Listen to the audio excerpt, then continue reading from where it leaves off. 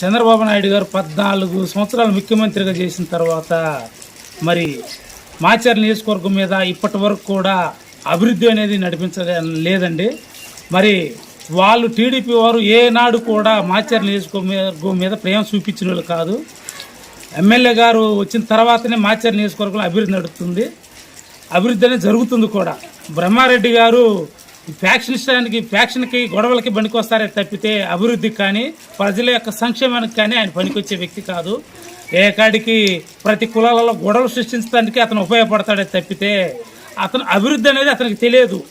అంతకాదు ఈ రోజు అయినా కానీ మరి అతను నేను మాచర్ల నియోజకవర్గ టీడీపీ అభ్యర్థిని అంటున్నాడు కదా, ఎక్కడికైనా కానీ వెళ్ళి ఎవరినైనా కానీ పరామర్శించి మీ పరిస్థితి ఏందని అడిగాడా?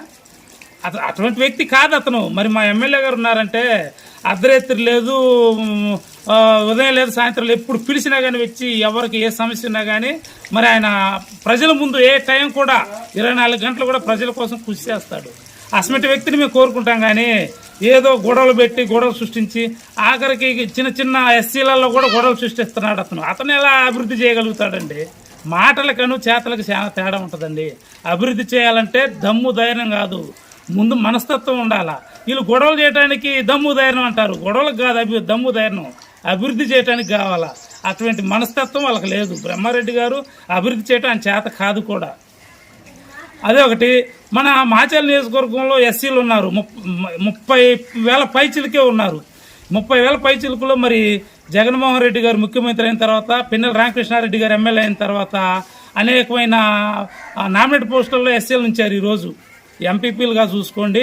మరి నిన్నగాక మొన్న మార్కెట్ యార్డ్ చైర్మన్ కూడా ఇచ్చారు ఎస్సీలకి, ఎంపీపీలు ఇచ్చారు, ఎంపీడీసీలు ఇచ్చారు, సర్పంచులు ఇచ్చారు.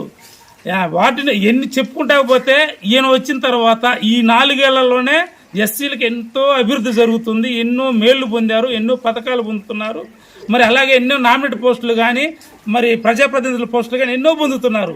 ఎస్మిటి వారు మాకు కావాలి కానీ ఊరక గొడవలు సృష్టించి మేమేదో చేస్తాము, మాకు దమ్ము ధైర్యం ఎందుకు? నీ దమ్ము ధైర్యం అది కాదు కావాల్సింది, అభివృద్ధి మీద చూపెట్టు నీ దమ్ము ధైర్యం, గొడవలలో కాదు. మేము కోరుకుంటుంది అది. నీ చేతనైతే నువ్వేం చేస్తావో చెప్పి ప్రజల్లోకి రా. ఈ రోజు కూడా నేను వస్తే అది చేస్తా ఇది చేస్తా అని కాదు, గొడవలు సృష్టించడానికి నేను వస్తానంటున్నావు. గొడవలు కాదు మాకు కావాల్సింది.